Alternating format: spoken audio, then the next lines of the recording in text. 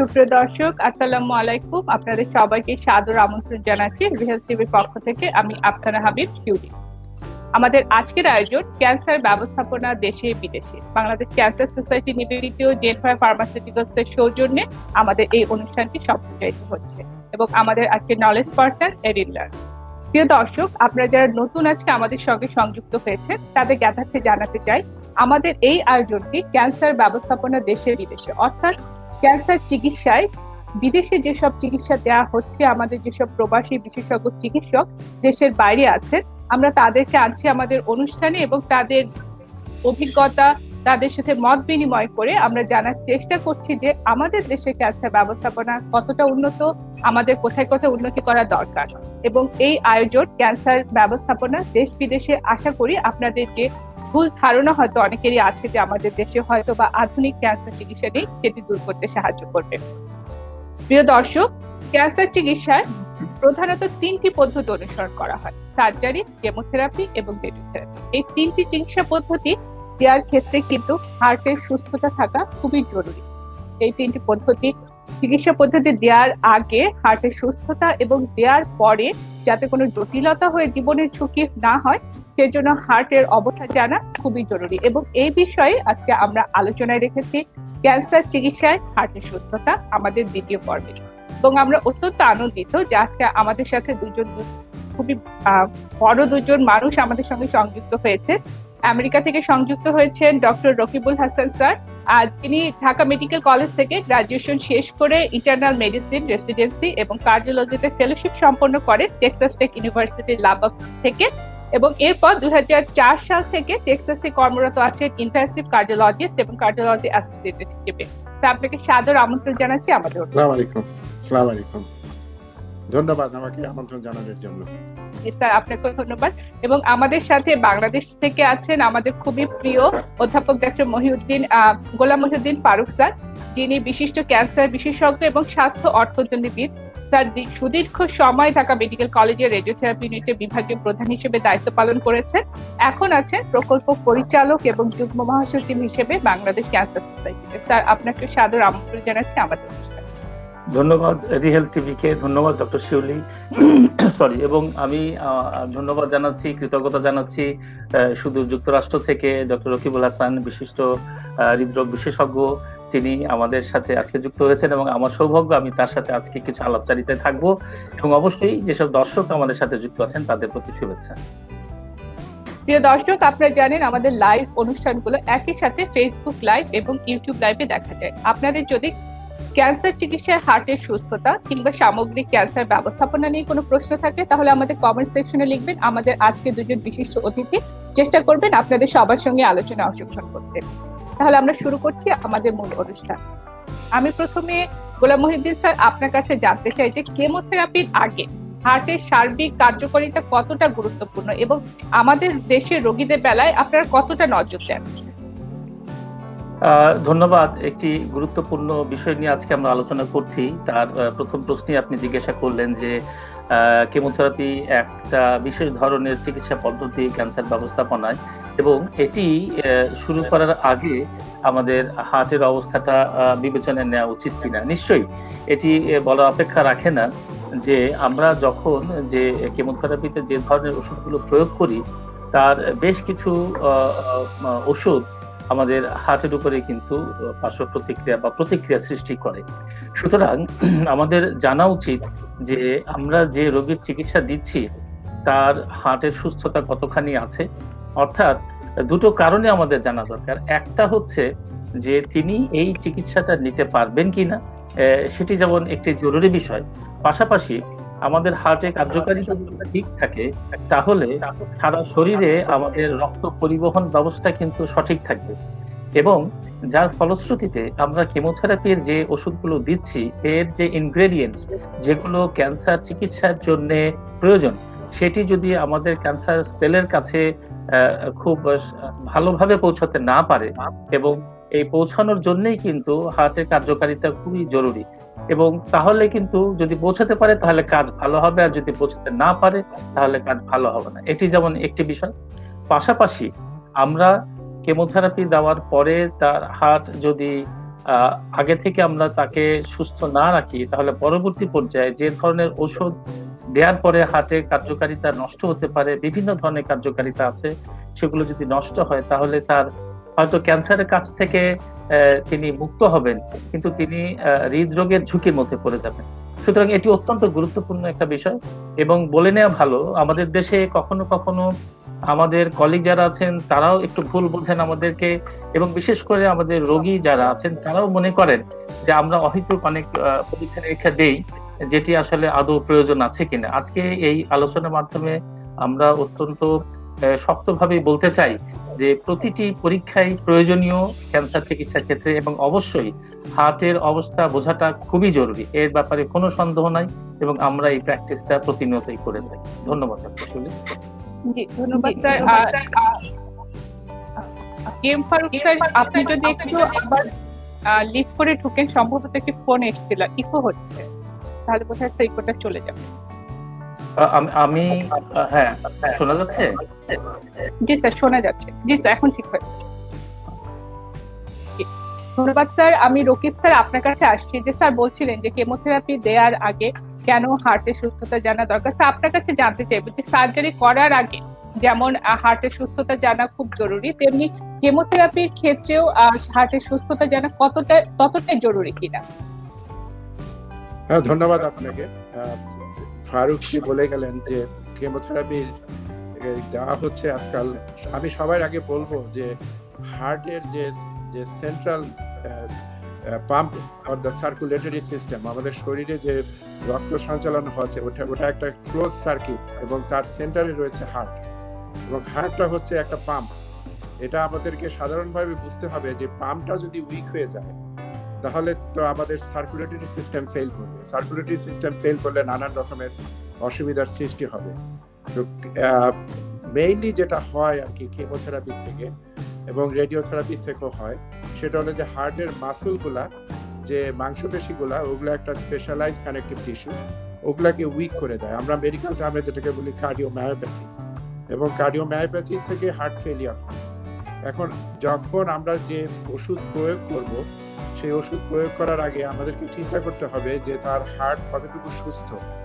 তো বেসলাইনে আপনার হার্টের যে পাম্প ফাংশন, আমি যদি এটাকে মানে একটু সাধারণভাবে বলতে পারি, হার্টটা হচ্ছে একটা সেন্ট্রাল পাম্প, এবং পাম্পের দুইটা কাজ আছে। একটা হচ্ছে সেটা স্কুইজ করবে, যতটুকু পরিমাণ রক্ত ভিতরে আসবে তার থেকে যদি 55% অ্যান্ড অ্যাবাভ সেই পাম্পটা ইজেক্ট করে বের করে সার্কুলেটরি সিস্টেমে দিতে পারে, তখনই আমরা বলবো যে হার্টের পাম্প ফাংশন ইজ নর্মাল।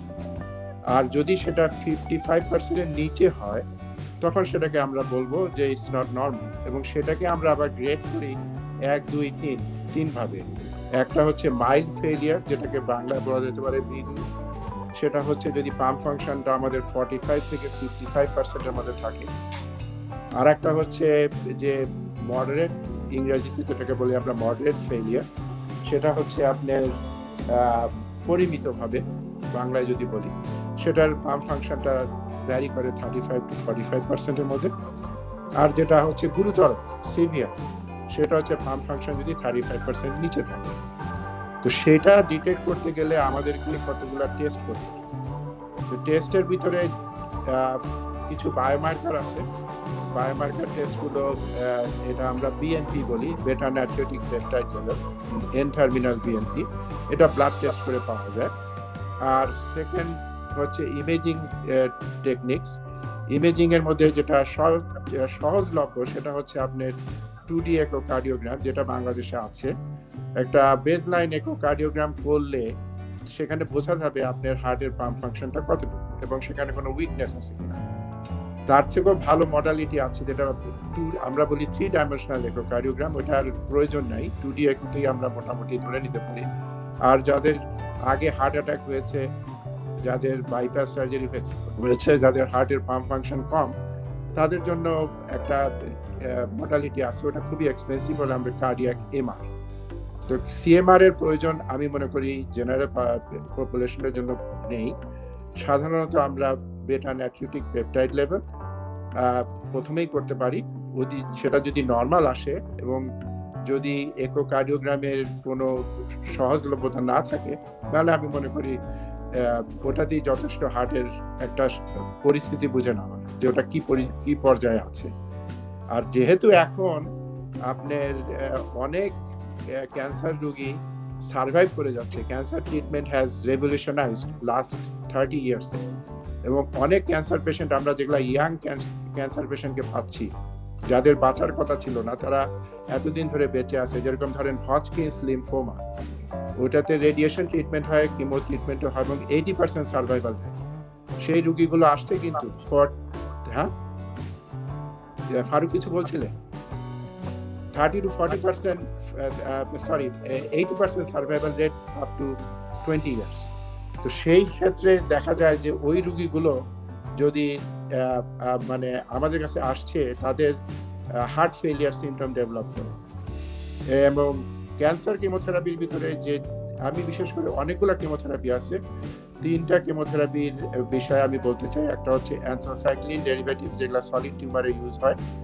সেই ইয়েগুলো হার্টের উপরে বেশ কিছু ইফেক্ট করে, এবং হার্টের ইফেক্টের মধ্যে আমরা দেখি বিশেষ করে হার্ট মাসল, করোনারি আর্টারি যেটা রক্তের ধমনী, আর তারপরে হার্টের ভালভ, এবং পেরিকার্ডিয়াম যেটা আচ্ছাদন থাকে একটা হার্টের বাইরে, ওই জায়গাগুলোতে বিশেষ করে এফেক্টেড হয়। আর হার্টের বাইরে এফেক্টেড হয় যেরকম পালমোনারি হাইপারটেনশন হতে পারে লাংসের থেকে, তারপরে পেরিফেরাল আর্টেরিয়াল ডিজিজ হতে পারে, তারপরে আপনার স্ট্রোক হতে পারে। তো এই জিনিসগুলোকে প্রিভেন্ট করার জন্য আমরা কিছু চিকিৎসা দিতে পারি, এবং বেসলাইন কিছু কি বলবো ওটাকে আমরা যে সমন্বয় সৃষ্টি করতে পারি। এবং একটা নতুন ডিসিপ্লিন কিন্তু গত 5-6 বছর থেকে তৈরি হয়েছে, এটাকে আমরা বলি কার্ডিও অঙ্কোলজি, আবার অঙ্কোলজিস্টরা বলে অঙ্কো কার্ডিওলজি।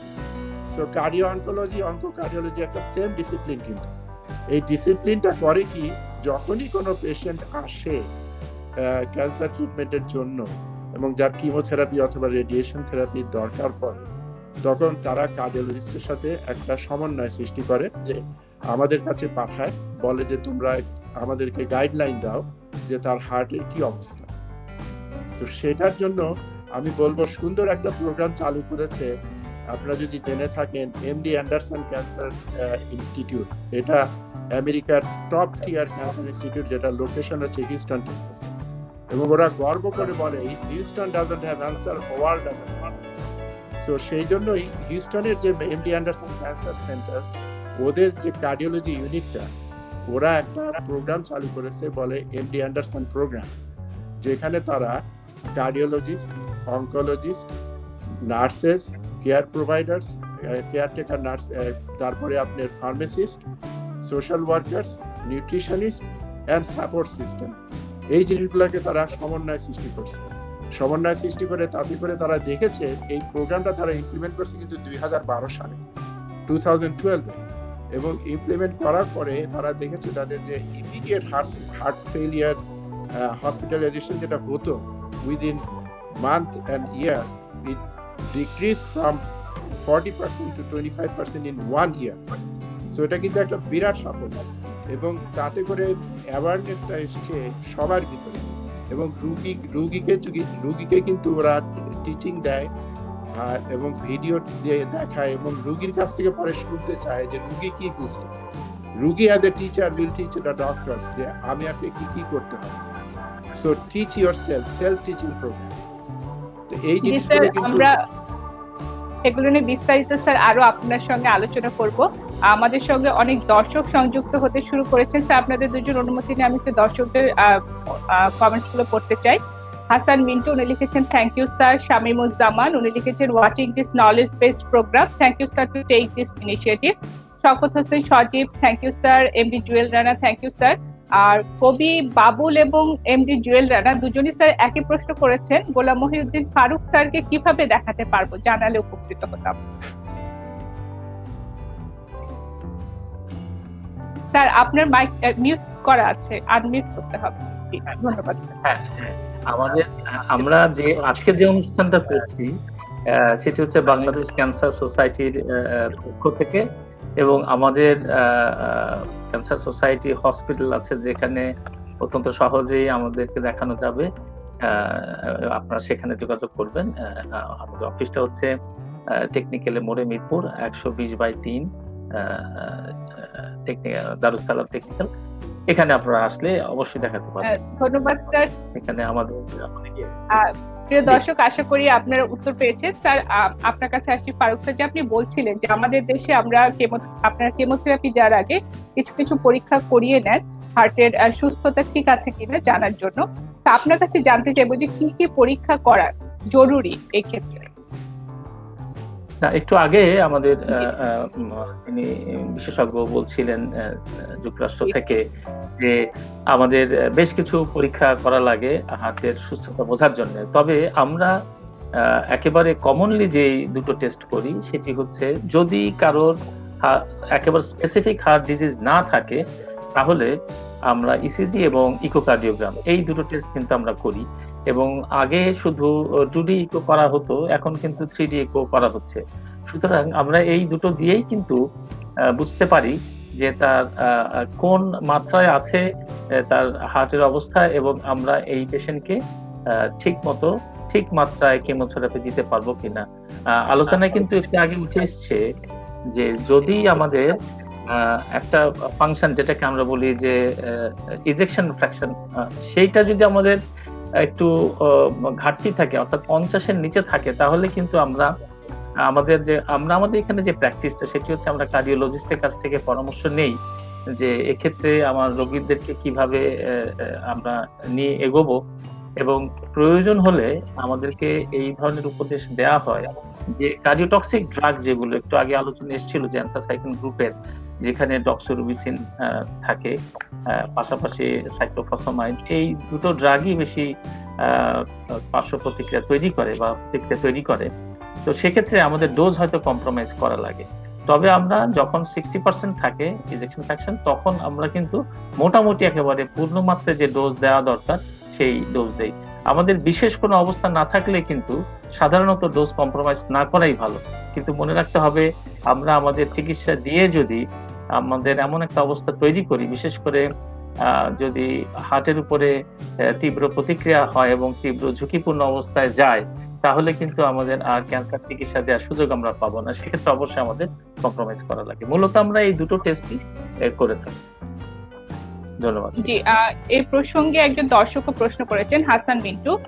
উনি লিখেছেন, sir, if a patient have both heart disease and cancer at the same time, then does it require any extra checkup of the heart before starting chemotherapy? আমি প্রশ্নটি আপনাদের দুজনের কাছে উত্তরটা চাইবো, একটা বাংলাদেশের পরিপ্রেক্ষিতে এবং একজন যুক্তরাষ্ট্রের পরিপ্রেক্ষিতে। আমি প্রথমে ফারুক স্যার আপনার কাছে জানতে চাই। অ্যাকচুয়ালি এখানে প্রশ্ন হচ্ছে যে আমি আমার পেশেন্টের কি হার্টে আমার কি সমস্যা হলো, এবং এই সমস্যাটার উপর নির্ভর করেই কিন্তু আমরা আমাদের কার্ডিওলজিস্টের কাছে পাঠাই। এখন উনি প্রশ্ন করেছেন যে ক্যান্সার ট্রিটমেন্টের সাথে আমার হার্ট একসাথে যখন দুটো রোগী আমি পাচ্ছি, তখন আমাকে চিন্তা করতে হবে যদি আমি রেডিওথেরাপি দিতে যাই তখন কিছু তার হার্টে যদি এমন কোনো সমস্যা দেখা দেয় যে তাকে কোনো পেসমেকার লাগাতে হয়, এরকম যদি অবস্থা হয়, তাহলে কিন্তু আমার বিশেষ বিবেচনায় তাকে রেডিওথেরাপি দিতে হবে। এমনকি কেমোথেরাপি দেওয়ার সময়ও পেসমেকার কিছুটা পেসমেকারের উপরে প্রভাব তৈরি করে। সুতরাং বা এমনও হয় যে আমার হার্ট যদি আগের থেকেই ক্ষতিগ্রস্ত থাকে, তাহলে যে কেমোথেরাপি আমি দিলে পরে আরো বেশি ক্ষতিগ্রস্ত হবে এবং একটা পর্যায়ে যে তার পেসমেকার লাগতে পারে। সেক্ষেত্রে আমাদেরকে কিন্তু বিকল্প চিন্তা করতে হবে, অর্থাৎ কার্ডিওটক্সিক বা যেই ওষুধগুলো হৃৎপিণ্ডের উপরে বা হার্টের উপরে বেশি প্রতিক্রিয়া তৈরি করে, সেগুলো বাদ দিয়ে আমাদেরকে অন্য কেমোথেরাপিতে যেতে হবে। সুতরাং বোথ কেমোথেরাপি বোথ রেডিওথেরাপি দুটো ক্ষেত্রেই আমাদেরকে বিবেচনায় নিতে হবে আমাদের হার্টের অবস্থাটা কি, এবং সেক্ষেত্রে আমরা রেগুলার প্র্যাকটিস যেটি করি, আমাদের যারা সহযোগী যারা আছেন কার্ডিওলজিস্ট, তাদের কাছে আমরা আমাদের পেশেন্ট পাঠাই, এবং তারা যখন আমাদেরকে ডকুমেন্ট করেন যে ওনার এই সমস্যাটা আছে, এখন আপনারা যদি এই ধরনের ওষুধ দেন তাহলে প্রতিক্রিয়া এরকম হতে পারে, সুতরাং তার জন্য তারা আমাদেরকে ওষুধ দিয়ে দেন। এবং কখনো কখনো আমাদের কত ডিলে প্রসেসে যেতে হয়, যে নির্দিষ্ট সময়ে তাকে আমাদের কেমোথেরাপি বা রেডিওথেরাপি দেওয়ার প্রয়োজন ছিল, সেটি আমরা একটু দেরি করি তার হৃৎপিণ্ডের সক্ষমতা বাড়িয়ে। কিন্তু মনে রাখতে হবে দুটো বিষয়কেই আমাদেরকে নজরে রাখতে হবে। ধন্যবাদ। ধন্যবাদ স্যার। রকিব স্যার, আপনার কাছে এখন জানতে চাইবো যে আপনাদের ওখানে কিভাবে আপনারা এই ব্যবস্থাপনাটা করছেন? এখন প্রশ্ন হচ্ছে যে উনি প্রশ্ন করেছেন হার্ট ডিজিজ একটা ব্রড টার্ম। হার্ট ডিজিজের মধ্যে করোনারি আর্টারি ডিজিজ আছে, ভালভুলার হার্ট ডিজিজ আছে, হার্ট ফেলিয়ার আছে, কার্ডিওমায়োপ্যাথি আছে। তো আমি ধরে নিলাম যে উনি হয়তো হার্ট ফেলিয়ারের কথাই বলছেন। যদি হার্ট ফেলিয়ারের কথা হয়, একটু আগে আমি বলছিলাম যে হার্ট ফেলিয়ারের 3টা স্টেজ আছে, মাইল্ড, মডারেট এবং সিভিয়ার। এবং যখনই আমরা কোনো পেশেন্টকে হার্ট ফেলিয়ারের সিমটম দেখি, তখন আমরা অনকোলজিস্টকে বলি যে আপনি যতটুকু কম পারেন ডোজ দেন, অথবা আপনারা অল্টারনেটিভ কোনো ট্রিটমেন্ট ডোজ আছে কিনা যেটার কার্ডিওটক্সিসিটি কম। যেরকম anthracycline derivatives, doctor Faruk is a radiotherapist, radiation oncologist, উনি ভালো বুঝবেন যে অ্যানথ্রাসাইক্লিন গ্রুপের ড্রাগগুলো 200 মিলিগ্রাম কিউমুলেটিভ ডোজ, আমি বলবো 200 milligram per square meter body weight থেকে 700 মিলিগ্রাম পর্যন্ত দেওয়া যায়। সো যদি কমের মধ্যে করা যায় সেটা করা হয়। আর সেকেন্ড হচ্ছে যে আমাদের পক্ষ থেকে আমরা কি করি, যত তাড়াতাড়ি ডিটেক্ট করা যায় হার্ট ফেলিয়ার, যদি ট্রিটমেন্টের সময় হার্ট ফেলিয়ার ডেভেলপ করে অথবা ট্রিটমেন্টের আগে হার্ট ফেলিয়ার থাকে, তা আমরা 2টা গ্রুপ অফ ড্রাগ ইউজ করি। একটা হচ্ছে এস ইনহিবিটর অথবা এআরবি, যারা এস ইনহিবিটরে অ্যালার্জি থাকে অথবা টলারেট করতে পারে না। আর একটা হচ্ছে আপনার বেটা ব্লকার। তো বেটা ব্লকারের মধ্যে কার্বিডোলল আছে, যেটা স্পেসিফিক বেটা 2 এবং আলফা 1 ব্লকার, ওটা নিয়ে স্টাডি হয়েছে। এবং এনআরএফপিল একটা এস ইনহিবিটর, ওটা নিয়েও স্টাডি হয়েছে। দেখা গেছে এই 2টা ড্রাগকে যদি আমরা শুরু করতে পারি সময় মতো, একটা স্টাডি হয়েছিল যেখানে প্রায় 250 জন রোগীকে নেওয়া হয়েছিল যাদের হার্ট ফেলিয়ার সিমটম ছিল এবং যারা কেমোথেরাপি পেয়েছে। দেখা গিয়েছে যে about 42% people they recovered completely, আর 13% পার্শিয়াল রিকভারি। কমপ্লিট রিকভারি বলতে আমি বলবো হার্ট ফেলিয়ার সিমটমস চলে গেছে, ইজেকশন ফ্র্যাকশন 50-র উপরে ছিল, আর 45% ছিল নন রেসপন্ডার। সো 45% হচ্ছে, আমি তাহলে বলতে পারি যে 55% রেসপন্ড করেছে, 45% করেনি। এটা একটা জাস্ট স্টাডি থেকে, তাতে করে আমরা ধরে নিতে পারি যত আর্লি ডিটেকশন করা যায়। এবং সেই স্টাডিটিতে দেখা গিয়েছিল যদি আমরা হার্ট ফেলিয়ারটাকে অনগোয়িং ট্রিটমেন্টের সময় অথবা ট্রিটমেন্ট দেওয়ার আগে ডিটেক্ট করে যদি কনকমিটেন্ট মানে একই সাথে কিমোর সাথে যদি হার্ট ফেলিয়ার ট্রিটমেন্ট চালিয়ে যেতে পারি, তাহলে সেই পেশেন্টগুলোকে আমরা সেভ করতে পারবো এবং তাদের হার্টের পাম্প ফাংশনটাকে আমরা রিগেইন করাতে পারবো 45% অফ দ্য টাইম। এবং সেই হিসাবে আমি বলবো যে স্ক্রিনিং, যেটা একটু আগে আমরা বলছিলাম যে হার্টের কেমোথেরাপি দেওয়ার আগে একটা ইকোকার্ডিওগ্রাম করা, আর অনগোয়িং ট্রিটমেন্ট যখন চলছে 4 থেকে 6 সাইকেল দেওয়ার পরে একবার ইকোকার্ডিওগ্রাম করা এবং বিএনপি দেখা, তারপরে আবার 3 মাস পরে আবার একটা ইকোকার্ডিওগ্রাম করা, এবং first 1 to 2 years every 3 months. তারপরে আপনার অ্যাকর্ডিং টু 2 বছর পার হয়ে গেলে আমরা জাস্ট ইয়ারলি একটা চেক আপ এবং সিমটমগুলোকে আমরা করতে পারি, ফলো করতে পারি। জি, ধন্যবাদ স্যার।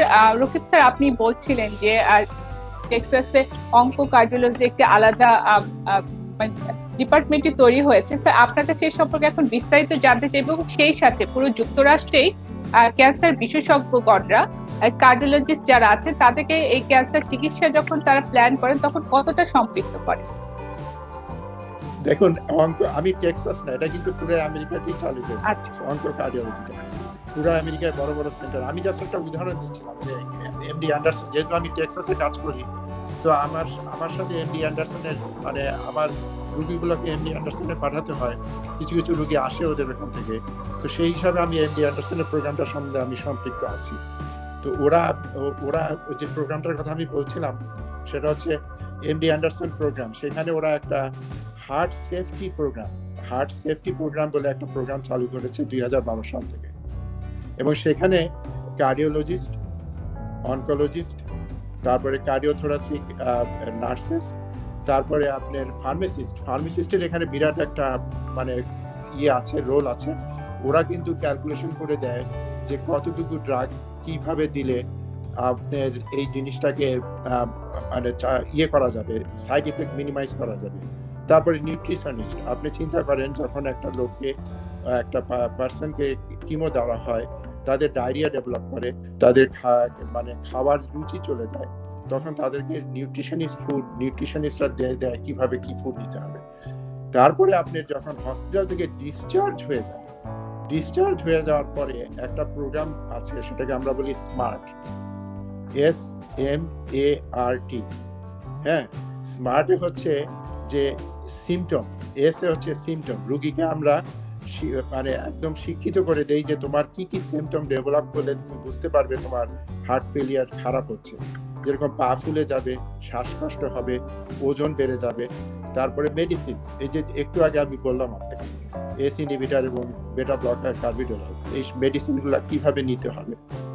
তারপরে অ্যাক্টিভিটিস মানে আপনি একেবারে বসে থাকলে চলবে না, আপনাকে হাঁটা চলাফেরা করতে হবে যতটুকু আপনি পারেন। আর রিহ্যাবিলিটেশনে হচ্ছে তার বাসায় তার সাপোর্টিভ নার্সরা আসবে। আর লাস্টে যে টিটা যেটা হচ্ছে সেটা হচ্ছে toss away the salt shaker, যেটা আমাদের বাংলাদেশের প্রেক্ষিতে আমি মনে করি সবচেয়ে বেশি কাঁচা লবণ খাওয়া। এখানে কিন্তু লোকেরা ফ্রুটসের সাথে এবং ভেজিটেবলের সাথে কাঁচা লবণ খায়, এবং সেই জিনিসটা কিন্তু খুবই মারাত্মক হার্ট ফেলিয়ারের জন্য। আপনি বিশ্বাস করতে পারেন, আমি দেখেছি একটা রুগী আমার কাছে এসছে, সে আমাকে বলল, ডাক্তার আমি কালকে মিডিয়াম সাইজের একটা চিপস খেয়েছি। চিপসের মধ্যে কিন্তু প্রচুর সল্ট থাকে, এবং he went to over heart failure with chips. এবং এই জিনিসগুলো যে রুগীকে মানে আপনার এডুকেট করা এবং তার প্রতিদিন যে তার ওজনটা মাপবে সে। আমরা বলি হার্ট ফেলিয়ারের জন্য যদি কোনো রুগী দেখে যে তার ডিসচার্জের সময় থেকে 4 থেকে 5 পাউন্ড ওজন বেড়ে গেছে, তখনই যদি সে সঙ্গে সঙ্গে আমাদের সাথে যোগাযোগ করে, আমরা একটু তাদেরকে ডায়াবেটিক্স বলি, লেসিক্স বলি, যাতে তাদের ডায়াবেটিক্স দিয়ে যদি ট্রিটমেন্ট করি, তাহলে কিন্তু একটা হসপিটালাইজেশন প্রিভেন্ট করা যায়। এটা কিন্তু একটা বিশাল ব্যাপার। একটা রুগী, হার্ট ফেলিয়ারের রুগী হসপিটালাইজেশন প্রিভেন্ট করা, এটা একটা বিরাট ব্যাপার। এবং আমেরিকাতে এই হার্ট ফেলিয়ারের জন্য প্রতি বছর $2 বিলিয়ন হসপিটালাইজেশন খরচ হয়। ধন্যবাদ স্যার। আমরা আপনার কাছে জানতে পারলাম যে আমেরিকাতে কত সুন্দরভাবে কার্ডিওলজি এবং অঙ্কোলজি দুটো ডিপার্টমেন্ট একসাথে কাজ করছে, এবং আমাদের দেশে হয়তো অঙ্কো কার্ডিওলজি এরকম আলাদা ডিপার্টমেন্ট নেই, কিন্তু আমরা জানি যে আমাদের অঙ্কোলজিস্টরা মানে সবসময় একদম কার্ডিওলজিস্টের সঙ্গে তাদের কাছ থেকে সবসময় মতামত নিয়ে সবকিছু তারা সিদ্ধান্ত নেন, এবং সবসময় বোর্ড তৈরি করেই তারা সিদ্ধান্ত নিয়ে থাকে। ফারুক স্যার, আপনার কাছে আসবো যে আপনি বলছিলেন যে আপনারা বিভিন্ন পরীক্ষা করে নিচ্ছেন, সুস্থতা আছে কিনা দেখে নিচ্ছেন, তারপরেও অনেক সময় কেমোথেরাপি দেওয়ার পরে কিছু কিছু সমস্যা, জটিলতা দেখা দেয় রোগীদের ক্ষেত্রে। কেমোথেরাপি দেওয়ার পর কি কি সমস্যা হতে পারে হার্টের ক্ষেত্রে? নিশ্চয়ই, আমরা আমাদের রোগীদেরকে যখন চিকিৎসা দিচ্ছি এভাবে নিশ্চিত হয়ে দিচ্ছি যে তার হার্টে কোনো সমস্যা নেই। কিন্তু যখন আমরা কেমোথেরাপি দিয়ে দিচ্ছি, বিশেষ করে আজকে যে আলোচনায় উঠে এসছে যে ডক্সোরুবিসিন বা এই গ্রুপের ড্রাগ, বা তার চাইতে কম ক্ষতিকর, একটু কম ক্ষতিকর, সেটি হচ্ছে এপিরুবিসিন, একই গ্রুপের ড্রাগ, আর সাইক্লোফসফেনামাইড। আমি যদি একটা রোগের কথা বলি, যে বিশেষ করে ব্রেস্ট ক্যান্সারে কিন্তু এই দুটো ড্রাগ খুব বেশি ব্যবহার করা হয়। পাশাপাশি আরেকটা মনোক্লোনাল অ্যান্টিবডি, যেটিকে আমরা বলছি যে ট্রাস্টোজুমাব, এইটিও কিন্তু কার্ডিওটক্সিক বা হার্টের উপরে পার্শ্ব প্রতিক্রিয়া তৈরি করে। তো যখন আমরা আমাদের পেশেন্টকে এই পুরো মাত্রায় তাদেরকে চিকিৎসা শেষ করি, সাধারণত 6 থেকে 8 সাইকেল কেমোথেরাপি দেওয়ার পরে আমরা দেখেছি যে বছর খানেক পর বা 8-9 মাস পরে যখন তারা আমাদের কাছে ফলো আপে আসেন, তখন কিন্তু বলতে থাকেন যে স্যার আমার পা ফুলে যাচ্ছে, পেটটা একটু ভারী ভারী লাগছে, আমার শুতে গেলে পরে আমার একটু মনে হয় কষ্ট হচ্ছে, মনে হয় বুকটা চেপে আসছে। তো একটু আগে ডক্টর রকিব যে কথা বলছিলেন, এগুলো কিন্তু হার্ট ফেলিওরের একটা প্রাথমিক উপসর্গ। সুতরাং আমাদের তখন বিবেচনায় আমরা নেই যে এই পেশেন্ট কোন ড্রাগ পেয়েছিল। আমরা যখন পেছন দিকে তাকাই যে হ্যাঁ তিনি এই ওষুধগুলো পেয়েছিলেন, তখন একটা আশঙ্কা থেকে যায় যে আজকে ডক্টর রকিব যেটা বলছিলেন যে আমরা ফ্রিকুয়েন্টলি কি ইকো করি কিনা, আসলে যতটা আমরা এটি স্বীকার করতে মানে অসুবিধা নেই, কেমোথেরাপি দেওয়ার আগে বা ক্যান্সার চিকিৎসার আগে যতটা আমরা রেগুলারলি ইকো করি বা ইকোকার্ডিওগ্রাম করি, ফলো আপে আসলে পরে খুব চটজলদি যে এটা আমাদের রুটিন টেস্টের মধ্যে থাকে তা কিন্তু না। কিন্তু আমরা এখন এই প্র্যাকটিসটা করছি, যে পেশেন্ট গুলো এই ধরনের কার্ডিওটক্সিক ড্রাগ পাচ্ছে তাদের কিন্তু এই হার্ট ফেলিওর ডেভেলপ করার একটা আশঙ্কা থাকে, তাদের হৃৎপিণ্ডের পাম্পিং ক্ষমতাটা কিন্তু কমে যায়, এটি একটু বেশি আমরা পাই। এবং যে কারণে খুব বেশি পাই আমি বলবো না, আমি বলছি যে হৃদরোগের যে অবস্থা হয় তাতে এটি একটু বেশি আসে। আরেকটি হতে পারে হৃৎপিণ্ডের মধ্যে যেটিকে আমরা বলছি যে ইনফারকশন বা ইসকেমিক চেঞ্জও কিন্তু হতে পারে। সুতরাং এই দুটো জিনিসই আমাদের কাছে বেশি যদি আসে বা আসার আশঙ্কা থাকে, কিন্তু আমার এক্সপেরিয়েন্সে আমরা খুব বেশি যে পেয়ে গেছি তা বলতে পারবো না, কারণ এটার জন্য একটা লম্বা সময় অবশ্য দরকার। যে আজকাল 10 বছর বা 12 বছর বা 20 বছর যারা বেঁচে যান তাদের প্রায় ক্ষেত্রেই তারা কিন্তু এই ঝুঁকির মধ্যে পড়ে যাবেন, এবং আমরা বিভিন্ন যে জার্নাল আছে, বিভিন্ন স্টাডি আছে, স্টাডিতে কিন্তু এগুলো আসে।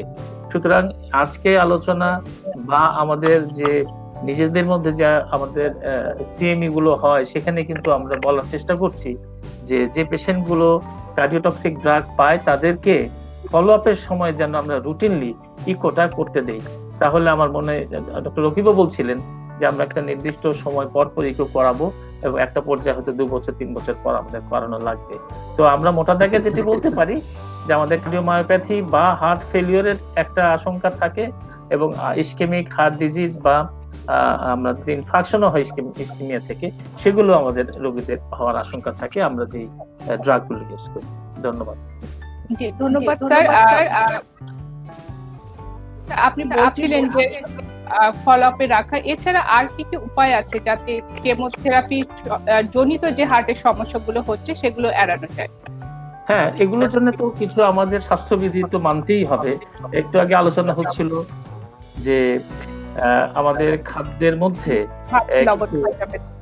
লবণ খাওয়া যাবে না, আমাদের কিছু কায়িক শ্রম দিতে হবে, হালকা ব্যায়াম করতে হবে, এবং আমরা আমাদের যে এমনিতেও আমাদের ক্যান্সার পেশেন্টদেরকে কিছু খাদ্য তালিকা দিয়ে দিই, যেসব খাদ্য তালিকার মধ্যে অবশ্যই কোনো অবস্থাতেই চর্বিযুক্ত খাবার থাকে না, এবং একটা 7 থেকে 8 ঘন্টা ঘুম কিন্তু খুব জরুরি।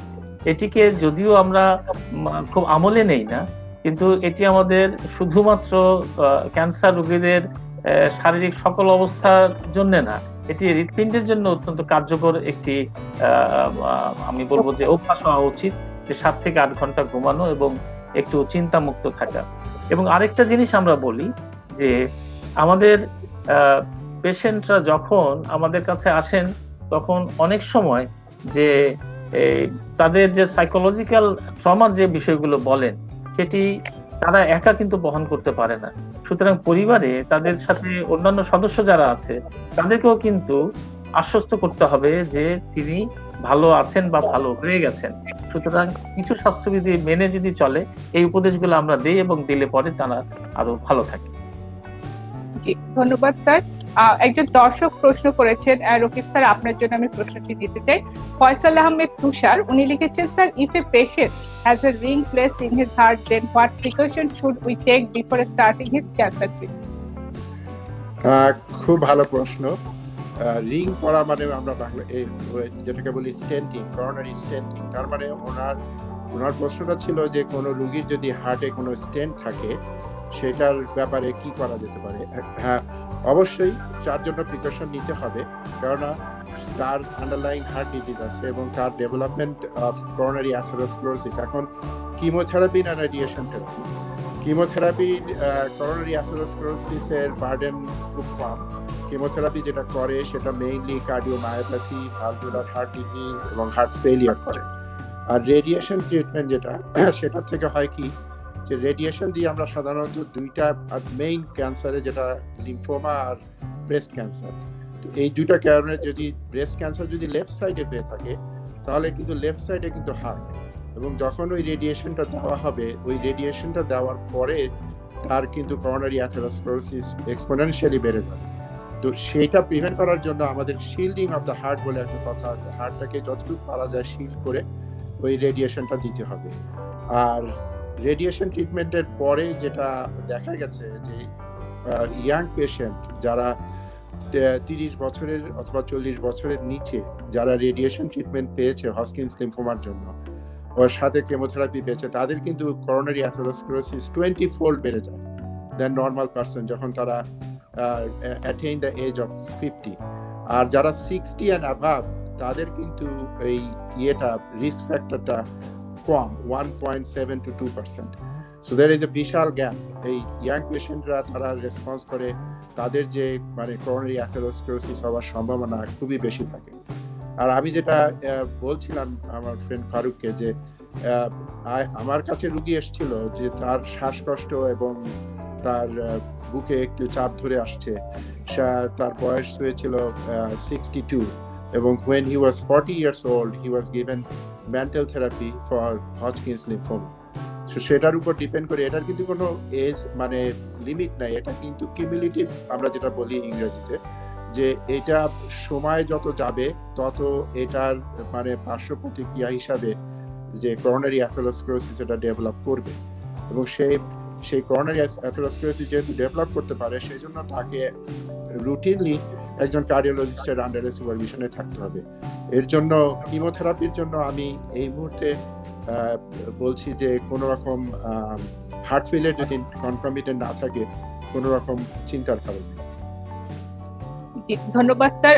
রকিব স্যার, আপনার কাছে জানতে চাইবো যে আমরা আলোচনা করছিলাম যে কেমোথেরাপি থেকে বিভিন্ন ধরনের হার্টের সমস্যা হতে পারে। আপনাদের যুক্তরাষ্ট্রে কেমোথেরাপি নেওয়ার পরে হার্টের সমস্যা হয়েছে এমন রোগী আপনারা কেমন পরিসংখ্যান পান এবং তাদের রিকভারি রেটটাও কেমন?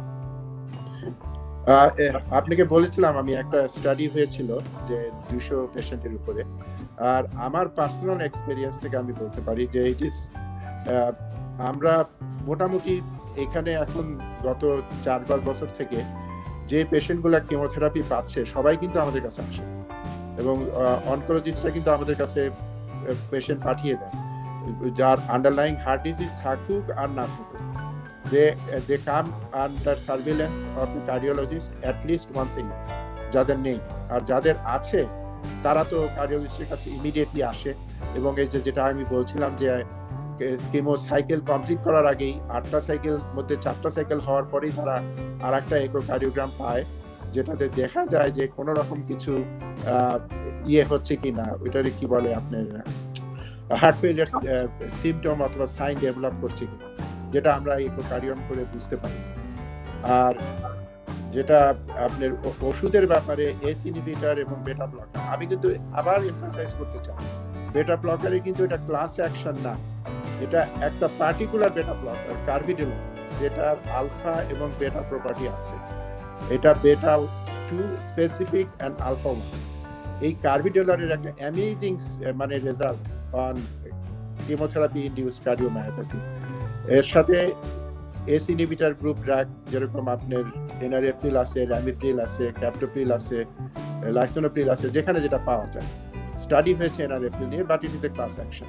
আর যারা এস ইনহিবিটর গ্রুপ ড্রাগ মানে সহ্য করতে পারে না, অনেকের অ্যাঞ্জিওইডিমা হয়, অনেকের কাশি হয়, সেটার থেকে তখন তারা এআরবি অ্যাঞ্জিওটেনসিন রিসেপ্টর ব্লকারে যেতে পারে, যেটার মধ্যে ভালসার্টেন আছে, লোসার্টেন আছে, এপিসার্ট্রান আছে, অনেক ধরনের ড্রাগ আছে। সেটা ডিপেন্ড করবে কার্ডিওলজিস্টের চয়েসের উপরে, সে যেটা দিতে চায় এবং যে পেশেন্ট যেটা ভালো অ্যাকসেপ্ট করতে পারে, ডিপেন্ডিং অন পেশেন্ট অ্যাকসেপ্টেন্স। আর যেটা বলছিলেন আপনি যে কতটুকু, এইটা কিন্তু একটা সুন্দর একটা প্রশ্ন, এবং যত তাড়াতাড়ি পারা যায়, যদি 6 মাস ওয়েট করি আমরা ট্রিটমেন্ট শুরু করতে হার্ট ফেলিয়ার সিমটম ডেভেলপ করার, তাহলে কিন্তু আমাদের রিকভারি চান্স খুব কম।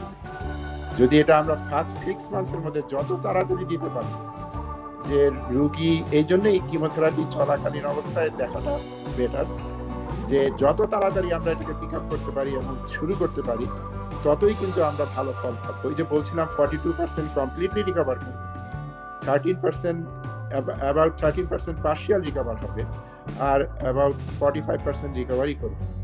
এবং আপনার হার্টটা এমন একটা জিনিস, এটা যদি আপনার ঠিক না থাকে, আপনি চলাফেরা করতে পারবেন না, শ্বাসকষ্ট হবে, কোনো কিছুতে এনার্জি পাবেন না, কোনো কিছু করার স্পৃহা থাকবে না, এবং তার উপরে multiple organ system failure develop করবে। বিকজ একটু আগেই বলছিলাম যে হার্টটা হচ্ছে সেন্ট্রাল পাম্প, পুরা সার্কুলেটরি সিস্টেমকে কিন্তু হার্ট চালাচ্ছে।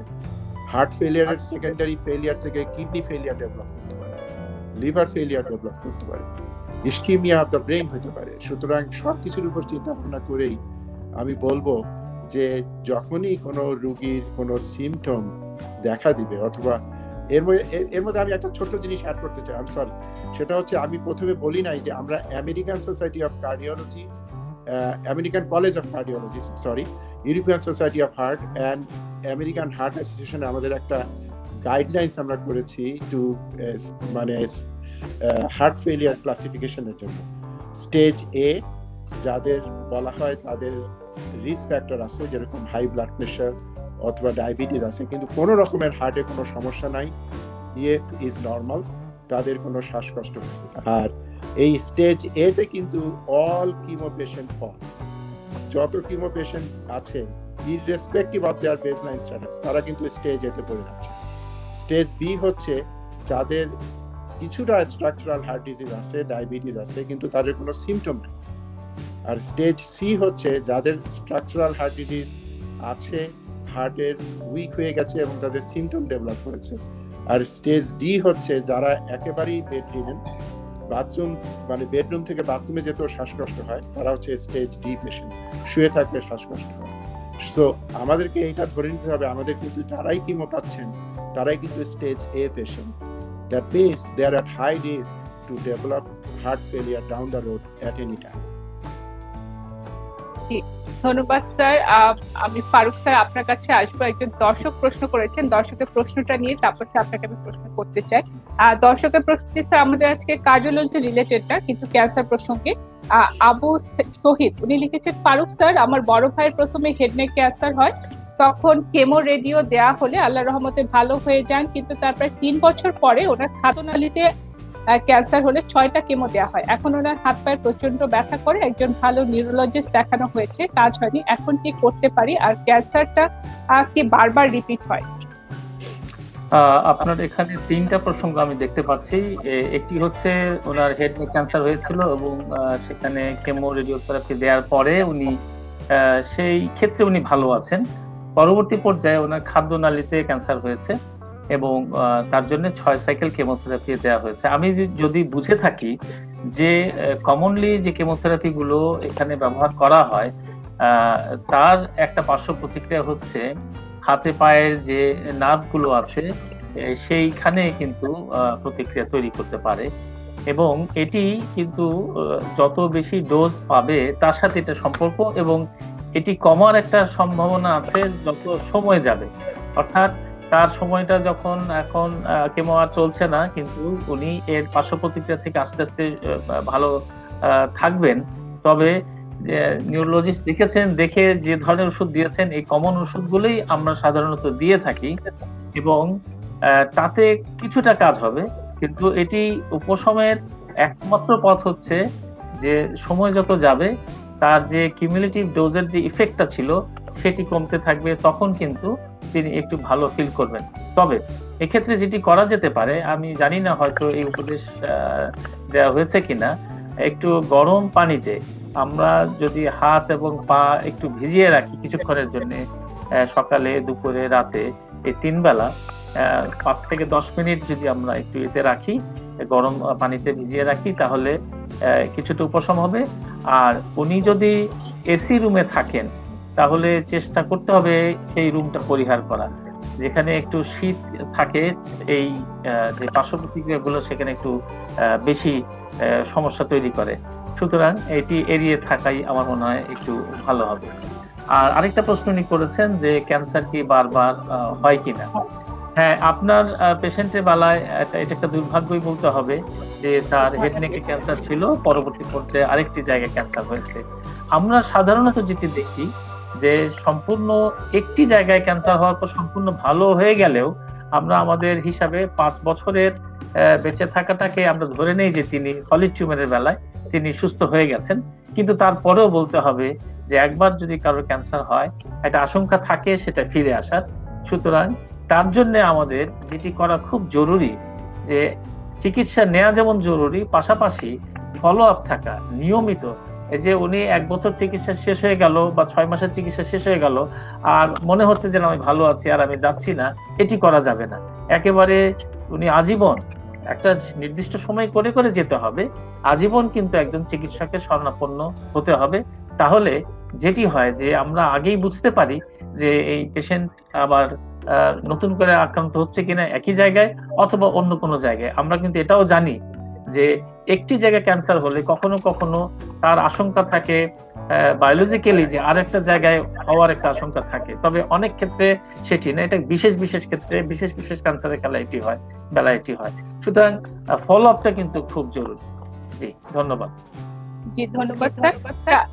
আপনাকে যে প্রশ্নটি আমি করতে চাচ্ছিলাম যে আমরা তখন কেমোথেরাপি নিয়ে হার্টের উপরে যে সমস্যাগুলো হতে পারে, কিভাবে আমরা প্রতিরোধ করতে পারি, চিকিৎসা বিভিন্ন প্রসঙ্গগুলো আমরা আলোচনা করলাম, এবং ক্যান্সার একটি চিকিৎসা পদ্ধতি হচ্ছে রেডিয়েশন থেরাপি। রকিব স্যার কিছুটা বলেছেন যে রেডিওথেরাপি দিলেও কি কি সমস্যা হতে পারে। ফারুক স্যার, আপনার কাছে জানতে চাইব যে রেডিওথেরাপি দেওয়ার ক্ষেত্রেও হার্টের সুস্থতা আগে এবং পরে দেখাটা কতটা জরুরি? খুবই জরুরি। আমি আগেই বলেছি, আমাদের সার্জারি, রেডিওথেরাপি, কেমোথেরাপি সবসময়ই আমাদের হার্টের সুস্থতা দেখতে হবে। এবং বিশেষ করে যদি কোনো পেশেন্টের আমরা যেটা বলি যে পেসমেকার লাগানো থাকে, এটি একটি মেটালিক জিনিস, সুতরাং এটি যদি পেসমেকার যদি কোনো কারণে ক্ষতিগ্রস্ত হয় তাহলে কিন্তু হার্টের কার্যকারিতা সেই ক্ষেত্রে সেই মুহূর্তে পেশেন্ট কিন্তু খুবই ঝুঁকির মধ্যে পড়ে যাবে। সুতরাং এটি যাতে সবসময় সক্ষম থাকে, এটি যেন সঠিকভাবে চালু থাকে, তার জন্য কিন্তু রেডিয়েশন যখন আমরা দেই, রেডিয়েশন ইনডিউসড কিন্তু সমস্যা তৈরি হতে পারে। আমরা একটা হিসাব আছে যে রেডিয়েশন, আমাদের যেমন কেমোথেরাপির ডোজ আছে, রেডিয়েশনেরও কিন্তু ডোজ আছে। আমাদের একটা পেসমেকার যে জায়গায় লাগানো আছে সেইখানে যদি, অর্থাৎ আমার রেডিওথেরাপি দেওয়ার সময় যদি পেসমেকার ওই ফিল্ডের বাইরে থাকতে হবে, অর্থাৎ আমার রেডিয়েশন ফিল্ড যে নির্দিষ্ট জায়গায়, আমি বিশেষ করে মহিলাদের বেলায় যখন ব্রেস্ট ক্যান্সার হয় এবং সেইখানে যখন রেডিয়েশন দেওয়া হবে, সেই ফিল্ডে যেন পেসমেকারটা না থাকে। একইভাবে লাং ক্যান্সারের বেলায় আমরা যখন রেডিয়েশন দিচ্ছি সেখানে কিন্তু ফিল্ডে যেন রেডিয়েশনটা না থাকে, এই পেসমেকারটা না থাকে। তাহলে কিভাবে এটা আমরা করতে পারি? বিশেষভাবে এখন রেডিয়েশন টেকনিক ইউজ করা হচ্ছে এবং পেশেন্টের পজিশনটাও আমাদেরকে নির্দিষ্ট করতে হয়। আরেকটি হচ্ছে যে আমরা জানতে হবে যে আমরা কতটুকু ডোজ আমরা টিউমার সেল মানে ধ্বংস করার জন্য আমরা ডোজ দিচ্ছি ঠিকই, কিন্তু আমাদের এই পেসমেকার কতটুকু ডোজ সহ্য করতে পারে। একেবারে খুব বেশি না, সেটি আমাদের যে ডোজের হিসাব আমরা বলি যে 2 গ্রে বা 200 সেন্টিগ্রেড, এর বেশি কিন্তু আমরা এখানে দিতে পারবো না। সুতরাং আমাদের যে পিটিভি বলি, আমাদের যে এই যে ভলিউমটা, এই ভলিউমের 2 সেন্টিগ্রেড বেশি, 2 গ্রেড বেশি কিন্তু পেসমেকারে পড়া যাবে না। এবং সেক্ষেত্রে আমাদের আরেকটা কাজ করতে হয় যে কার্ডিওলজিস্টের পরামর্শটা আগে নিতেই হবে। এমনকি যখন তিনি রেডিয়েশনের অ্যাপ্রোচে যাবেন, অর্থাৎ মেশিনে যাওয়ার আগ পর্যন্ত এবং মেশিন থেকে বেরিয়ে আসার পরপরই আমাদের কার্ডিওলজিস্টের হেল্প কিন্তু নিতে হবে। সুতরাং এক্ষেত্রে খুবই সতর্কতার সাথে কাজ করতে হবে যাতে পেসমেকার কোনোভাবেই ক্ষতিগ্রস্ত না হয়, এবং যদি কোনো কারণে এটি একটু সমস্যা তৈরি করে সাথে সাথে যেন কার্ডিওলজিস্ট সেটা ব্যবস্থা নিতে পারে। সুতরাং রেডিয়েশনের বেলাতেও কিন্তু আমাদের হার্টের যে কার্যকারিতা, তার যে সুস্থতা, এটি কিন্তু আমাদের বিবেচনায় নিতে হবে। এবং আগে থেকে যদি তিনি এই ধরনের ডিভাইস নিয়ে থাকেন তাহলে কিন্তু তাকে আমাদের সতর্কতার সাথে বিবেচনায় নিতে হবে তার চিকিৎসা ক্ষেত্রে। জি, ধন্যবাদ স্যার। পেসমেকার বসানোর ক্ষেত্রে কি কি সতর্কতা নিতে হবে আমরা ফারুক স্যার কাছ থেকে শুনলাম। রকিব স্যার, আপনার কাছেও একই প্রসঙ্গে জানতে চাইবো যে যদি একটি রোগী পেসমেকার লাগানো থাকে তাহলে তার কি কি অসুবিধা হতে পারে এবং আপনারা কি কি সতর্কতা এবং কি পরামর্শ দিয়ে থাকেন? ভালো প্রশ্ন। পেসমেকার বলতে আসলে এটা কার্ডিয়াক ইমপ্ল্যান্টেবল ইলেকট্রনিক ডিভাইস, এর মধ্যে পেসমেকার পড়ে এবং আইসিডি বলে একটা যন্ত্র আছে যেটাকে বলি আমরা কার্ডিওভার্টার ডিফিব্রিলেটর, ওইটাও থাকে। কিছু কিছু রোগের ডিফিব্রিলেটর থাকে, কারো কারো থাকে পেসমেকার। এখন পেসমেকার যাদের থাকে তারা আবার 2 ক্যাটাগরির পেসমেকার। একটা হচ্ছে, এক ক্যাটাগরির পেশেন্ট হচ্ছে যারা পেসমেকার ডিপেন্ডেন্ট, মানে যাদের high grade AV block, 3rd degree AV block, তারা পেসমেকার ছাড়া চলতেই পারে না, তাদেরকে বলি আমরা পেসমেকার ডিপেন্ডেন্ট। আর আরেক ধরনের পেশেন্ট থাকে যারা হচ্ছে sinus node dysfunction, sick sinus syndrome, তাদের জন্য পেসমেকার দেওয়া হয়। সেই রোগীগুলো কিন্তু পেসমেকার ডিপেন্ডেন্ট না, তারা নিজের হার্ট নিজেই কাজ করে এবং ইলেকট্রিসিটি চলে গেলে যেরকম জেনারেটর স্টার্ট শুরু হয় সেরকম তার পেসমেকারটা একটা পার্টিকুলার হার্ট রেটে ফিক্স করা থাকে, লোয়ার রেট লিমিট বলি আমরা, যে 50 অথবা 60। সো 50 নিচে গেলে পেসমেকার কিক ইন করে, আর 50-র উপরে থাকলে হার্ট নিজেই চলতে থাকে, নিজেই বিট করতে থাকে। তো সেই ক্ষেত্রে ডক্টর ফারুক যেটা বলে গেলেন যে পেসমেকারে কিন্তু একটা মানে এখানে পার্টিকুলার কোনো গাইডলাইন নাই। আমি দেখেছি যে ডাচ সোসাইটি অফ রেডিওথেরাপি আর ওই ওদের অনকোলজি, ওদের একটা গাইডলাইন আছে। ওরা বলে যে 2 গ্রে ইউনিটের উপরে দেওয়া যাবে না পেসমেকারকে, যতটুকু সম্ভব 2 গ্রে ইউনিটের বাইরে নিচে রাখতে হবে। আর যদি কোনো কারণে এটা 2 গ্রে ইউনিটের উপরে চলে যায়, 2 থেকে 10 ইউনিটের মধ্যে যদি থাকে তাহলে ডেভেলপ করার সম্ভাবনা মডারেট। আর যদি 10-এর উপরে চলে যায় তাহলে তো পেসমেকার ক্যান ম্যাল ফাংশন। এখন যদি কেউ পেসমেকার ডিপেন্ডেন্ট হয়, আমার সাজেশন হবে তাকে যত সম্ভব কম 2 গ্রেড নিচে রাখাই মানে বেটার। আর তার উপরে যদি যেতে হয় তাহলে এমার্জেন্সি স্ট্যান্ড বাই টিম থাকতে হবে, যাতে কিউটিনিয়াস পেসমেকার অথবা ট্রান্সডার্মাল পেসমেকার এই ধরনের কিছু দেওয়া যেতে পারে। আর অবশ্যই যেরকম কেমোথেরাপির ব্যাপারে আমাদেরকে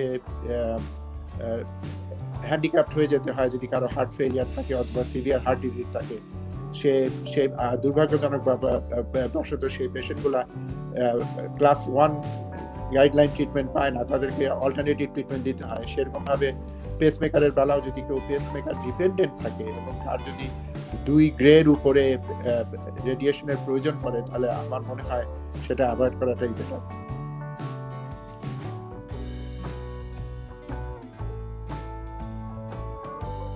দুঃখিত, আমার ছিল। ধন্যবাদ স্যার। আমাদের সঙ্গে আরো অনেক দর্শক সংযুক্ত হয়েছেন। হাবিব ফারহাদ উনি লিখেছেন এক্সিলেন্ট প্রোগ্রাম। সুফিয়া হামিদ উনি আমাদের সঙ্গে দেখছেন। প্রিয় দর্শক, আজকে আমাদের দ্বিতীয় পর্ব চলছে ক্যান্সার ব্যবস্থাপনা দেশে বিদেশে। আমাদের আজকের বিষয় ক্যান্সার চিকিৎসা হার্টের সুস্থতা। এবং মাহমুদুল হাসান শাকিল উনি লিখেছেন আসসালামু আলাইকুম, আমার একজন পরিচিত আত্মীয়ের হার্টে রিং করানো হয়েছে প্রায় 4 বছর আগে। এখন তার ব্রেস্ট ক্যান্সার স্টেজ 4 আছে। তাকে কেমো দেওয়ার আগে কি হার্টের ডাক্তার দেখাতে হবে? ফারুক স্যার, আপনি যদি প্রশ্নটির উত্তর ওনাকে দিতেন।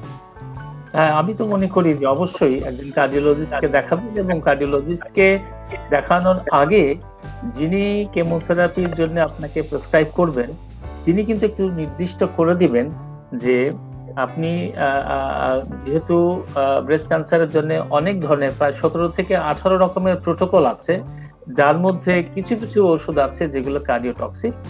এখন আপনার চিকিৎসক যদি মনে করেন যে এই ওষুধগুলো তার এই ক্যান্সারের জন্য, কারণ ব্রেস্ট ক্যান্সারের অ্যাপ্রোপ্রিয়েট ওষুধ তাকে দিতে হবে, সেই ওষুধটা কি কি ওষুধের মধ্যে তালিকার মধ্যে থাকবে সেটি উনি লিখে দিলেন।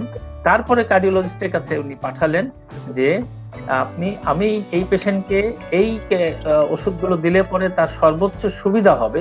অতএব কার্ডিওলজিস্ট যেন একটা কমেন্ট করেন যে এই মাত্রায় এই ওষুধগুলো দেয়া যাবে কিনা, কিংবা এই ওষুধগুলো আমাদের পরিহার করা লাগবে কিনা। সুতরাং কার্ডিওলজিস্টরা অবশ্যই একটা পরামর্শ নেবেন এবং এগুলো ডকুমেন্ট করতে হবে। যিনি আপনার অনকোলজিস্ট তিনি ডকুমেন্ট করে রাখবেন যে আমি এই কারণে এত ভালো একটা ওষুধ যেটি কার্ডিওটক্সিক, কিন্তু হার্ট ভালো রাখার জন্য আমি এই ওষুধটা দিচ্ছি না, এটি একটি ডকুমেন্ট করে রাখবেন। নিশ্চয়ই আপনার অনকোলজিস্ট ডকুমেন্ট করে রাখবেন এবং তার পরামর্শ নিয়ে আপনি কার্ডিওলজিস্টের কাছে যাবেন।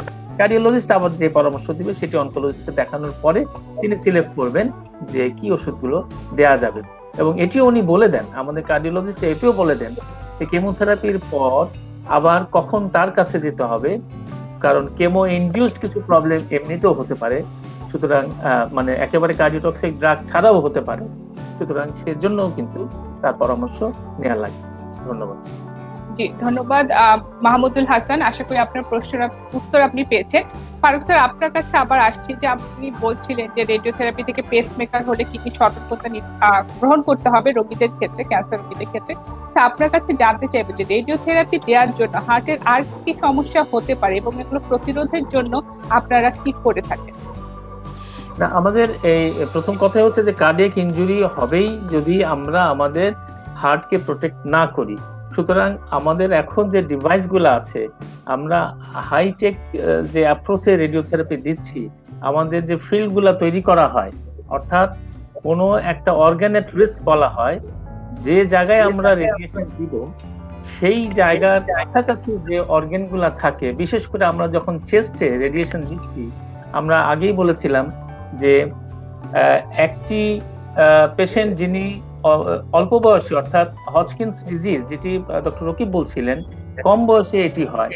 সুতরাং তাকে যখন আমরা মেন্টাল টেকনিকে, এক ধরনের টেকনিক আছে যে টেকনিকটা না দিলে পরে তার পুরো ক্যান্সারটা নির্মূল হবে না বা উপশম করা যাবে না, সে মেন্টাল টেকনিকে যখন আমরা রেডিয়েশন দিচ্ছি তখন আমাদের আর কিছু করার থাকে না ওই মুহূর্তে সেই রোগীকে বাঁচানোর জন্য, রোগ মুক্ত করার জন্য, কারণ হজকিন্স কিন্তু একদম ভালো হয়ে যায়। কিন্তু আজকে আমরা যে ইনজুরি গুলা বলছি, যেটা কোনোটা ইমিডিয়েটলি হয়, কোনোটা 1 বছর পরে হয়, কোনোটা 10 বছর পরে হয়, কোনোটা 20 বছর পরে হয়, এই পেশেন্টের কিন্তু একটা সম্ভাবনা বা আশঙ্কা থেকেই যায় যে তার যে ওই উঠতি বয়সে তার হার্টের উপরে যে ইনজুরিটা হলো সেটি কিন্তু হওয়ার আশঙ্কা খুব থাকে। সুতরাং আমাদেরকে এটা বিবেচনায় নিয়েই তাকে যখন পরিণত বয়স আরো সামনের দিকে তার বয়স যখন বাড়বে, তার রোগ মুক্ত হলো হজকিন্স থেকে, কিন্তু তার কার্ডিয়াক স্ট্যাটাসটা সবসময় দেখতে হবে। সুতরাং এখানে কিন্তু তাকে আর আমরা খুব যে তাকে রক্ষা করতে পারবো কার্ডিয়াক ইনজুরি থেকে, এই সম্ভাবনাটা কম। কিন্তু পরিণত বয়সে আমরা বিশেষ করে লাং ক্যান্সারে যখন আমরা রেডিয়েশন দিচ্ছি, বিশেষ করে ব্রেস্ট বেলায় রেডিয়েশন দিচ্ছি, বাম দিকে যে ব্রেস্ট ক্যান্সার হচ্ছে সেখানে যখন রেডিয়েশন দিচ্ছি, তখন অনেক ক্ষেত্রে আমরা যেটা করি, বেশিরভাগ রেডিয়েশন প্ল্যানিং এর সময় পেশেন্ট কিন্তু চিত হয়ে শুয়ে থাকে এই বাম দিকে ব্রেস্টের ক্যান্সারে যখন আমরা রেডিয়েশন দিই। কোনো ক্ষেত্রে এই যে কার্ডিয়াক ইনজুরি অ্যাভয়েড করার জন্য পেশেন্টের পজিশনটা আমরা ফ্রন্ট পজিশন অর্থাৎ উপর করে কিন্তু রেডিয়েশন দেওয়ার একটা সুযোগ থাকে। এটি যেমন একটা পদ্ধতির কথা আমি বললাম। একইভাবে আমরা যখন ডোজ ক্যালকুলেট করি তখন অর্গানেট রিস্ক অর্থাৎ রেডিয়েশন কত কম পর একটা সুস্থ হার্টের মধ্যেও কিন্তু আপনার একটা নির্দিষ্ট ভলিউমে নির্দিষ্ট মাত্রার বেশি যদি আমাদের ডোজটা আসে তাহলে এটা রিপ্ল্যানিং করতে হবে। সুতরাং আমরা এটা অ্যাভয়েড করার যে ইনজুরিগুলো হচ্ছে, বিশেষ করে কার্ডিওমায়োপ্যাথি যেটা হবে সেগুলো, এবং কোনো ক্ষেত্রে ফাইব্রোসিস হতে পারে, সেগুলো যাতে না হয়, আমাদের অতিমাত্রায় অর্থাৎ সহনীয় মাত্রার বাইরে যাতে ডোজ না পড়ে সেই জন্য আমরা প্ল্যান করে দিই। আরেকটি হচ্ছে যে যখন আমাদের পেশেন্টরা রেডিয়েশন শেষ করার পরে যে সিমটম গুলোর কথা ডক্টর রকিব বলছিলেন, এই হার্ট রিলেটেড যে সিমটম গুলো আসে সেগুলি যখনই আমরা শুনবো, সাথে সাথে কিন্তু তার জন্য তার কার্ডিয়াক স্ট্যাটাস দেখার জন্য আমাদের যে ইনভেস্টিগেশন গুলো আছে সেই ইনভেস্টিগেশন গুলো করতে হবে, এবং যদি সেখানে কোনো আমাদের অস্বাভাবিক কিছু দেখি তাহলে অবশ্যই কার্ডিওলজিস্টের পরামর্শ আমাদের নিতে হবে, এবং এটি আমরা নিয়মিতই করে থাকি। ধন্যবাদ। জি ধন্যবাদ স্যার। আমাদের সঙ্গে আরো অনেক দর্শক সংযুক্ত হয়েছেন। অজিত জোয়ারদার, উনি লিখেছেন, in a word it's an excellent programme, thanks for Genvar pharma limited. জেনভার ফার্মাসিউটিক্যালসকে আমরাও ধন্যবাদ জানাই আমাদের সহযোগিতা করার জন্য। তানভীর হোসেন নবেল উনি সংযুক্ত হয়েছেন। স্যার নাফিস ইকবাল, ফারুক স্যার আপনার জন্য প্রশ্নটি নিতে চাই। উনি লিখেছেন, আসসালামু আলাইকুম sir, what kind of chemotherapy protocol are to be choose in case of CA breast with ischemic heart disease? হ্যাঁ, নিশ্চয়ই। আপনি জানেন যে ইসকেমিক হার্ট ডিজিজের বেলাতেও কিন্তু আমরা আমাদের বিশেষ করে দুটি অত্যন্ত লুক্রেটিভ, খুবই গুরুত্বপূর্ণ দুটি ড্রাগ, বিশেষ করে ডক্সোরুবিসিন বা এপিরুবিসিন, এই ড্রাগগুলো, এবং সাইক্লোফসফেনাইড বা এন্ডোক্সান, এই ড্রাগ দুটো কিন্তু খুব বেশি আমরা ব্যবহার করে থাকি। কিন্তু যদি আমার মনে হয় যে এটি খুবই, এই আপনার রোগীর বেলায় বা কোনো রোগীর বেলায় এগুলো খুবই গুরুত্বপূর্ণ, সেক্ষেত্রে কিন্তু আমরা যেটি করতে পারি, ডক্সোরুবিসিন বাদ দিয়ে তার পরের জেনারেশন এপিরুবিসিন দিতে পারি, এবং এপিরুবিসিনের কিউমুলেটিভ ডোজ কিন্তু ডক্সোরুবিসিনের চেয়ে একটু বেশি। সুতরাং এক্ষেত্রে আমরা যেমন যেতে পারি এটাতে। এছাড়াও আমরা কার্বোপ্লাটিন এবং আমরা প্যাক্লিটেক্সেল দিয়েও কিন্তু চিকিৎসা দিতে পারি, এই আরেকটা গ্রুপে আমরা যেতে পারি। কিন্তু মনে রাখতে হবে যে আমরা যখন ইসকেমিক হার্ট ডিজিজ থাকবে তখন, এবং যে কোনো কার্ডিয়াক প্রবলেম থাকলে, আমরা প্রতিটা কেমোথেরাপির পর তার ইসিজি এবং ইকো কিন্তু আমরা করে নিব। সুতরাং আমরা যেমন অনেক ক্ষেত্রে একেবারে 6 সাইকেল বা 8 সাইকেল পরে আমাদের ইনভেস্টিগেশন গুলো করি, সেটি আমরা করব না। আমরা প্রতি সাইকেলের পরপরই আমাদের কার্ডিয়াক স্ট্যাটাসটা দেখতে হবে। ধন্যবাদ। জি ধন্যবাদ স্যার। রকিব স্যার, আপনার কাছে আসছি স্যার, আমাদের অনুষ্ঠান প্রায় শেষের পর্যায়ে। স্যার আপনার কাছে জানতে চাই যে আপনি দীর্ঘ সময় ধরে যুক্তরাষ্ট্রে কার্ডিওলজিস্ট হিসেবে কাজ করে যাচ্ছেন, আপনার পরামর্শ স্যার আমাদের দেশের পরিপ্রেক্ষিতে যে ক্যান্সার চিকিৎসা শুরুর আগে এবং ফলো আপের সময় কার্ডিওলজিস্টের সঙ্গে সম্পৃক্ত এবং তাদের পরামর্শ নেওয়ার ব্যাপারে আমাদের দেশে কি করা যেতে পারে? ধন্যবাদ প্রশ্ন করার জন্য। আমি ডক্টর ফারুকের সাথে আমি একমত যে যখনই আপনারা দেখবেন কোনো রোগীর হাই ডোজ কিমোথেরাপির প্রয়োজন আছে, যদিও তার কোনো সিমটম না থাকে, আমার মনে হয় তাকে কার্ডিওলজিস্টের পরামর্শ নেওয়া উচিত। আর যেটা আমি বলছিলাম যে এমডি অ্যান্ডারসনের প্রোগ্রাম, যেটা এমডি অ্যান্ডারসন প্রোগ্রাম ম্যাপ, তাদের যে একটা হার্ট সেফটি প্রোগ্রাম বলে একটা প্রোগ্রাম তারা চালু করেছে 2012 সালে, সেরকম ভাবে একটা হার্ট সেফটি প্রোগ্রামের আওতায় একটা কোঅর্ডিনেটেড টিম, যেখানে আপনার যখন কিমোথেরাপি দেওয়া হবে একটা coordinated team of cardiologist, oncologist, pharmacist, nutritionist, care provider, nurses, এবং তার সাথে ফিজিওথেরাপি এবং অ্যাক্টিভিটি, ডায়েট, পেশেন্ট এডুকেশন এবং সাপোর্ট সিস্টেম বলতে কিন্তু যে আপনার পুরা ফ্যামিলিতে, ধরেন একটা রোগী তার ফ্যামিলি কোনো সাপোর্ট সিস্টেম, তার পক্ষে কিন্তু এই ক্যান্সার কিমোথেরাপি অথবা রেডিওথেরাপি দেওয়াটা খুবই রিস্কি ব্যাপার। এবং যেহেতু তার সাপোর্ট সিস্টেমটা খুবই ইম্পর্টেন্ট, তার ডায়েটটা ইম্পর্টেন্ট, তার সাথে তার যে সিমটম রিলেটেড থিংস, যে তার অবশ্য তার মেন্টাল স্ট্যাটাসও একটা ব্যাপার আছে এখানে। অনেক রোগী আমরা পাই যারা মেন্টালি রিটার্ডেড, মেন্টালি হ্যান্ডিক্যাপ, তাদের ব্যাপারে কিন্তু সাপোর্ট সিস্টেমটা খুবই ইম্পর্টেন্ট। সো আমি বলবো যে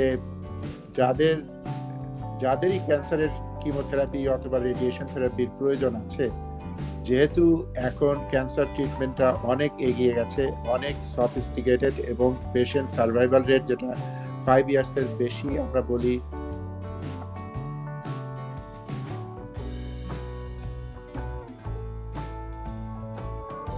যে একটা গ্রুপ অ্যাক্টিভিটিস বাংলাদেশে, আমি ডক্টর ফারুককেও বলেছি যে এরকম একটা কিছু কোঅর্ডিনেটেড টিম, কার্ডিওলজি বলেন, কার্ডিও অনকোলজি বলেন, এরকম একটা টিম করে, কিন্তু এখন কিন্তু কার্ডিও অনকোলজি একটা আলাদা ডিসিপ্লিনই হয়ে গেছে কার্ডিওলজির মধ্যে।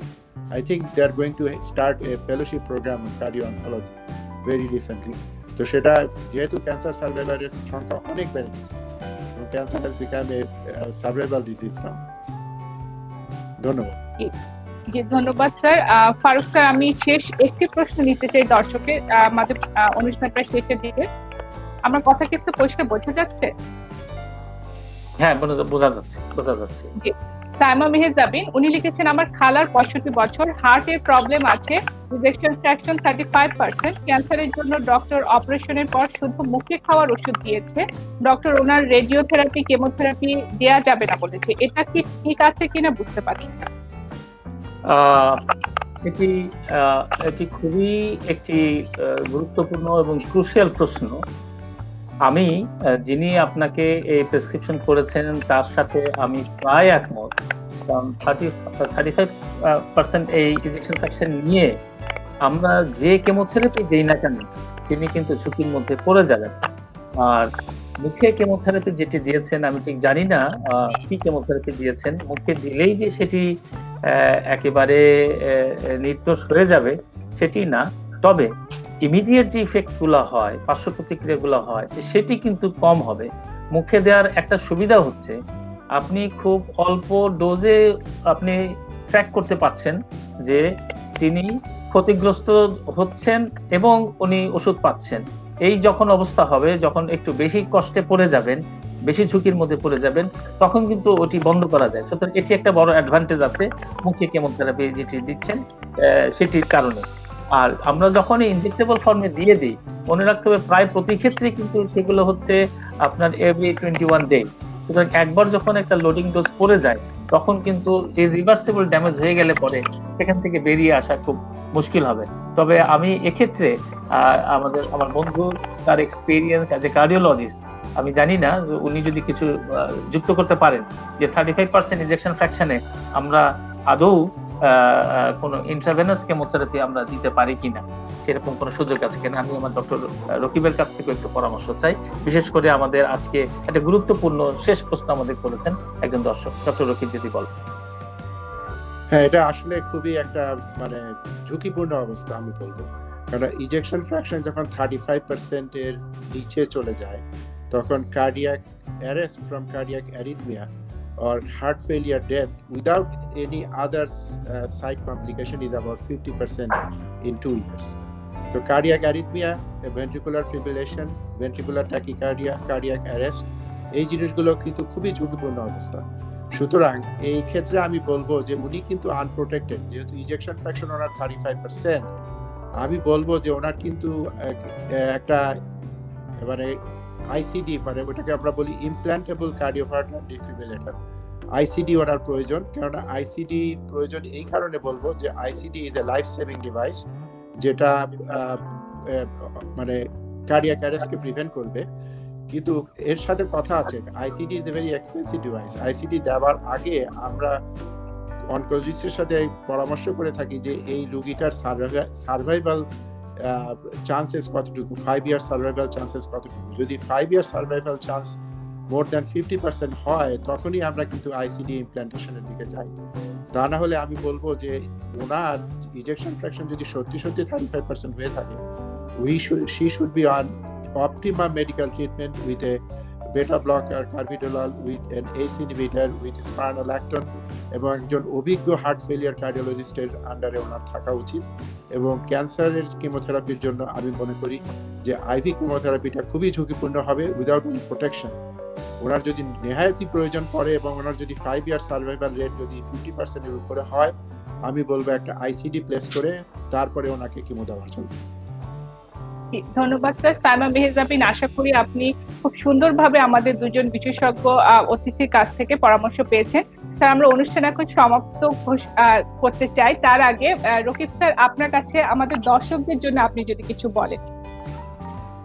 শুনেন, বাংলাদেশে কিন্তু ক্যান্সারের চিকিৎসার অনেক ভালো সুযোগ রয়েছে এবং বাংলাদেশে ক্যান্সার, আমাদের যারা ক্যান্সার চিকিৎসাবিদ আছেন এবং যারা ক্যান্সার চিকিৎসা দিচ্ছেন, তাদের যে অভিজ্ঞতা এবং তাদের যে মানে আমি একটা কথাই বলবো যে দেশের বাইরে না যেয়ে দেশের থেকে চিকিৎসা করাটা সবচেয়ে ভালো।